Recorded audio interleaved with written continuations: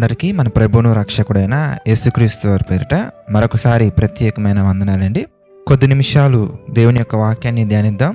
దయచేసి కొలస్సీలకు రాసినటువంటి పత్రిక 4వ అధ్యాయం 2వ వచనాన్ని మనం చూద్దాం. ప్రార్థన యందు నిలకడగా ఉండి కృతజ్ఞత గలవారే దాని యందు మెలకువగా ఉండుడి.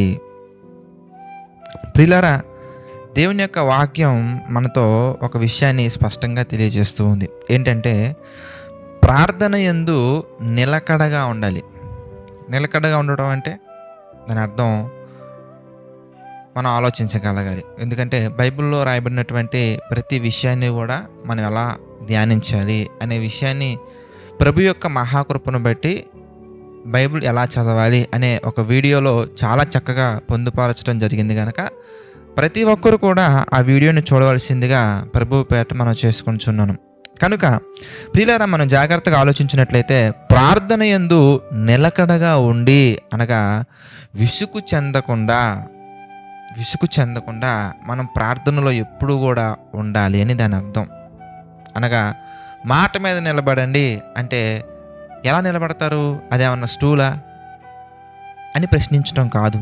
మాట మీద నిలబడండి అనగా దాని అర్థం ఏంటంటే మాటకు లోబడి ఉండండి అని ఏ విధంగా మనం భావాన్ని తీసుకుంటున్నామో అదేవిధంగా ప్రార్థన యందు నిలకడగా ఉండండి అనగా దాని అర్థం ఏంటంటే ప్రార్థన చేయుట యందు ఎడతెగక ఉండాలి అని దాని అర్థం.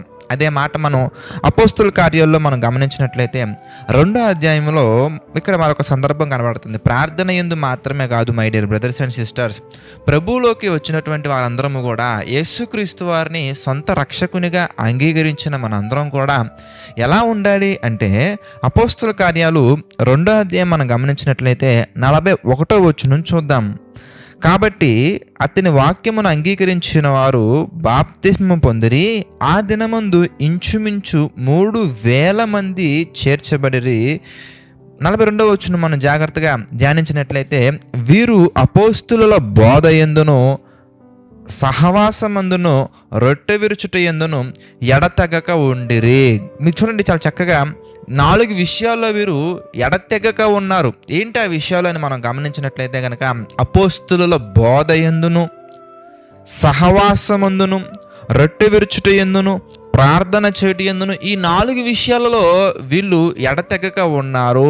మనకి నేర్పిస్తున్నారు. ఆదిమ సంఘముగా వారు మరి ప్రభువులోకి వచ్చినటువంటి వారుగా సంఘముగా పిలువబడుతున్నటువంటి సంఘము ప్రారంభించబడినటువంటి ఆ దినాలలో మనం గమనించినట్లయితే పరిశుద్ధాత్మ యొక్క ప్రేరేపణను బట్టి పరిశుద్ధాత్మ యొక్క శక్తిని బట్టి వారు ఎలా ఉన్నారయ్యా అంటే బోధయందు సహవాసమందు రొట్టె విరుచుట యందు ప్రార్థన చేయుట యందు ఎడతెగక ఉన్నారు. కనుక మనం కూడా ఎలా ఉండాలనగానే ప్రార్థన చేయుట యందు ఎడతెగక ఉండగలగాలి.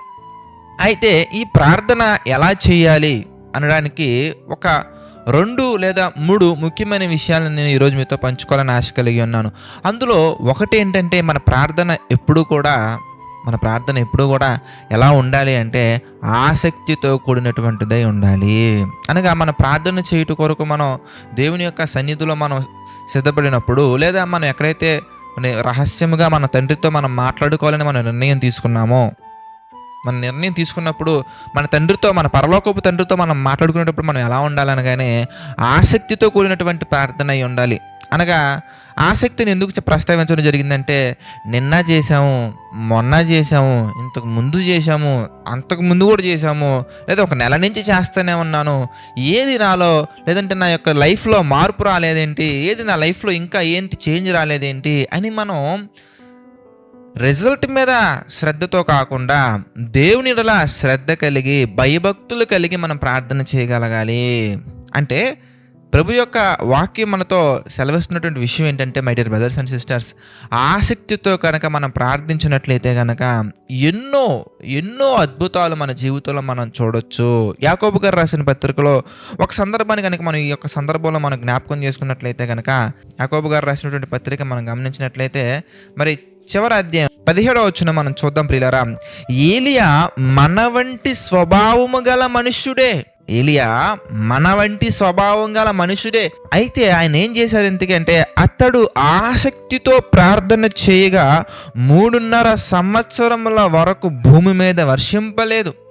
నీ జీవితంలో, నా జీవితంలో ఏదైనా ఒక దాని నిమిత్తం మనం ప్రార్థిస్తున్నప్పుడు అది మనం పొందుకోవాలి, దేవుని చిత్త ప్రకారంగా మనం పొందుకోవాలి అనే ఆసక్తితో కూడినటువంటి ప్రార్థన చాలా అవసరత ఉందండి. ఎందుకంటే ప్రార్థన చేశామా అంటే చేసామన్నట్టు కాకుండా, ఏదో పార్టిసిపేట్ చేస్తున్నామని కాకుండా మన ప్రార్థన ఆసక్తితో కూడినదై ఉండాలి. ఒకవేళ మనమే గనక అటువంటి ఆసక్తితో కూడినటువంటి ప్రార్థన చేసినట్లయితే ఎలాంటి అద్భుతాలు, ఎలాంటి మిరాకిల్స్ వారి జీవితాల్లో వారు పొందుకున్నారు అని మనకి కనబడుతుంది. ఏలియా గారి గురించి మాట్లాడుతూ, ఏలియా గారు మనలాంటి స్వభావం కలిగినటువంటి మనిషిడే. చూసారా, అతను ప్రార్థించగా ఏమైందయ్యా అంటే 3.5 సంవత్సరముల వరకు వర్షింపలేదు. మళ్ళీ మనం చూస్తే అతడు మరలా ప్రార్థించగా ఎప్పుడు 3.5 years తర్వాత, 3.5 సంవత్సరాల తర్వాత మరలా ప్రార్థన చేయగా ఆకాశము వర్షమిచ్చెను, భూమి తన ఫలమునిచ్చెను. అంటే ప్రియులారా, మనం కూడా ఎంత విశ్వాసము కలిగి ఉండాలంటే, అది ఎంత ఆసక్తిగా మనం ప్రార్థన చేయాలంటే, మరి ప్రార్థన ఎలా చేయాలంటే ఇంకా చాలా పాయింట్స్ మనం కన్సిడర్ చేసుకొని మనం వెళ్ళగలగాలి. అందులో కొన్ని పాయింట్స్ నేను మాట్లాడుతున్నాను. ఎక్కువగా మనలో లోపించే పాయింట్, ఎక్కువగా మనం తక్కువగా మనం ఆలోచించి జనరల్గా మనలో ఆసక్తి లోపిస్తూ ఉంటుంది. కనుక ఆ ఆసక్తిని లోపించకుండా, ఆసక్తిని కోల్పోకుండా మనం ఏం చేయాలంటేనండి, ఆసక్తితో మనం ప్రార్థన చేయాలి. అది ఉదయమా, మధ్యాహ్నమా, సాయంత్రమా, రాత్ర, నిద్ర లేచిన వెంటనేనా, నిలకడగా ఉండాలి. ప్రార్థన యందు నిలకడగా ఉండాలి. అది ఎలా నిలకడగా ఉండాలయ్యా అంటే ఆసక్తిగా ఉండాలి.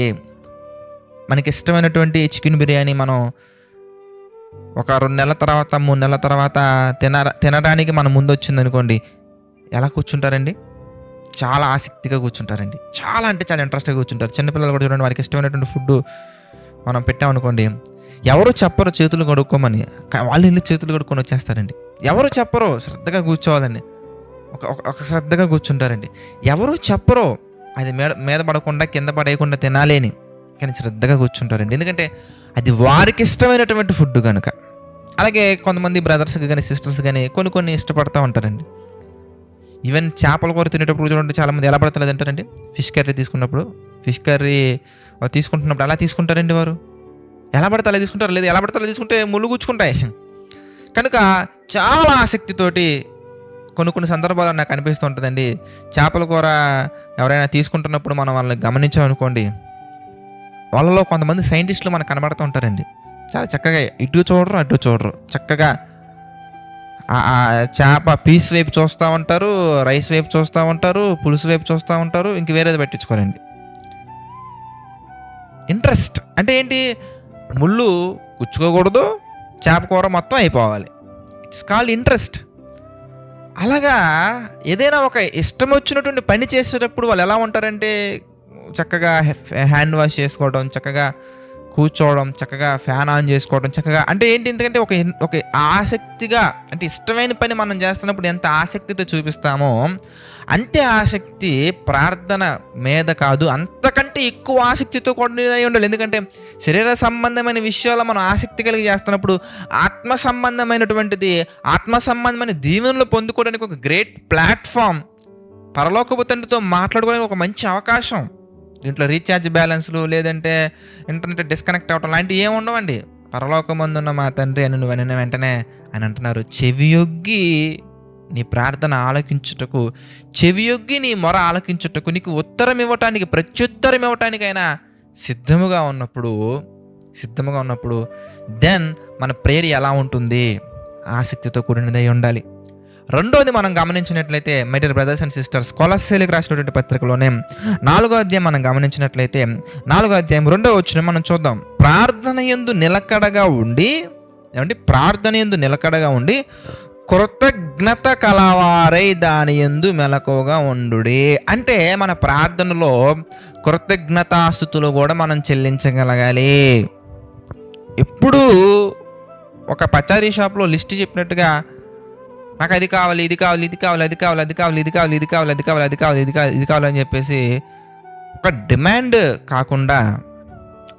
కాకుండా ఆయన మన జీవితాలలో చేసినటువంటి మేలులను బట్టి, ఆయన మన జీవితాలలో చూపించినటువంటి ప్రేమను బట్టి, ఆయన మనకిచ్చినటువంటి అవకాశములను బట్టి, కృపా మహదైశ్వర్యమును బట్టి మనం ఏం చేయగలగాలంటే ప్రియులారా, ఆయనకి కృతజ్ఞతలు కూడా చెల్లించాలి. పక్కనే తెస్సలోనికీయులకు రాసినటువంటి పత్రిక మనం చూస్తే 5వ అధ్యాయం మనం గమనించాం అనుకోండి. తెస్సలోనికీయులకు రాసినటువంటి పత్రిక మొదటి పత్రిక 5వ అధ్యాయం మనం చూస్తే, ప్రతి విషయమునందును కృతజ్ఞతాస్తుతులు చెల్లించుడి, ప్రతి విషయమునందును కృతజ్ఞతాస్తుతులు చెల్లించుడి, ఈలాగు చేయుట యేసుక్రీస్తునందు మీ విషయములలో దేవుని చిత్తము. ప్రతి విషయంలో కూడా మనం ఏం చేయాలంటే కృతజ్ఞతాస్తుతులు చెల్లించగలగాలి. అంటే ప్రభువా, నా జీవితంలో దీన్ని దయచేసినందుకు నీకు కృతజ్ఞతలు తెలియజేసుకుంటున్నాను తండ్రి. స్తుతులు స్తోత్రములు తండ్రి, పరిశుద్ధుడా, మహోన్నతుడా. అంటే మన ప్రార్థనలో ఏమేమి ఉండాలి అనగానే, నెంబర్ 1 మనం ఇంట్రెస్ట్గా చేయగలగాలి. Number 2 we should give thanks giving prayer ఉండాలి అక్కడ. అట్లా కాకుండా, అందుకే దావీదు గారు కూడా మనం గమనించినట్లయితే, దావీదు గారు కూడా ఆయన మాట్లాడుతూ, నా ప్రాణమా ఆయన చేసిన ఉపకారముల్లో దేనిని మర్చిపోకూడదు, నా ప్రాణమా యెహోవాను సన్నుతించుము. దేనికంటే చేసినవన్నీ మర్చిపోయి మనం ఉంటే మనలో ఏమైపోతుందంటే అవిశ్వాసం పెరుగుద్ది.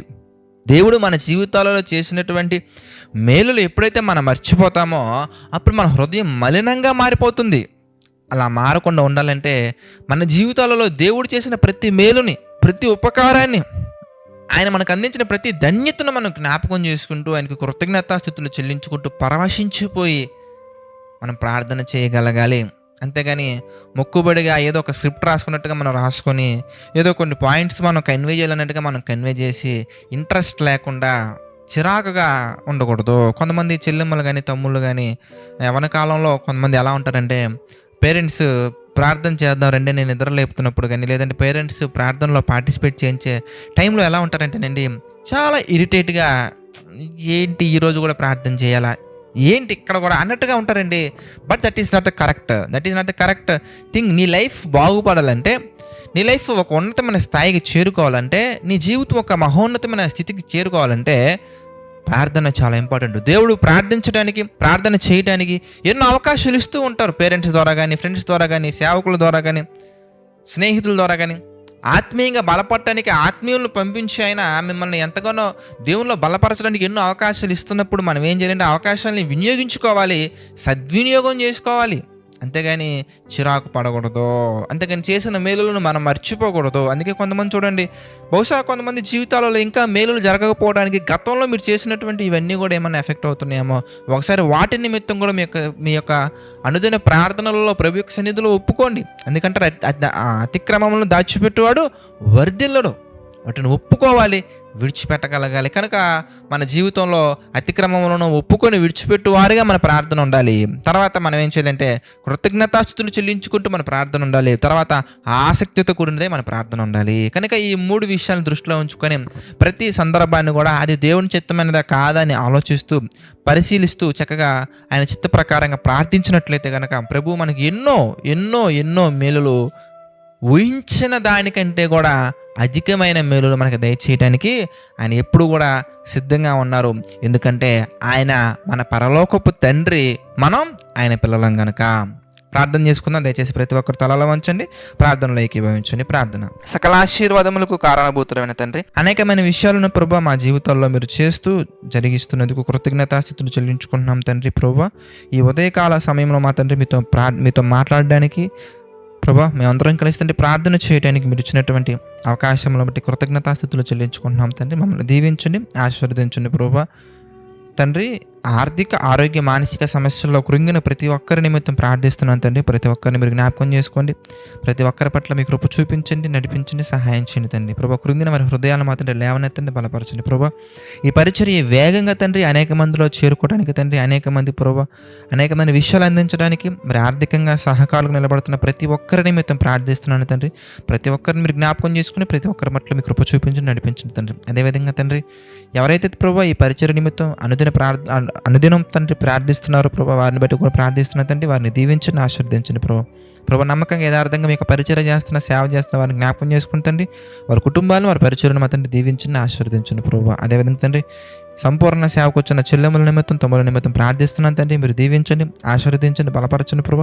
మీకు కృపలో ప్రతి ఒక్కరిని దాచి నడిపించండి తండ్రి. దేవా, సమస్త మహిమ, ఘనత, ప్రభావాలు మీకే చెల్లించుకుంటూ తండ్రి, ప్రతి ఒక్కటి కూడా ప్రభావ మీ చిత్త ప్రకారంగా మా అందరి జీవితంలో జరిగించమని వేడుకుంటూ మా ప్రభువును రక్షకుడైన యేసుక్రీస్తు వారి పేరిటి ప్రార్థన అడిగి వేడుకొనుచున్నాము తండ్రి. ఆమెన్. అందరికీ వందనాలండి. God bless you all.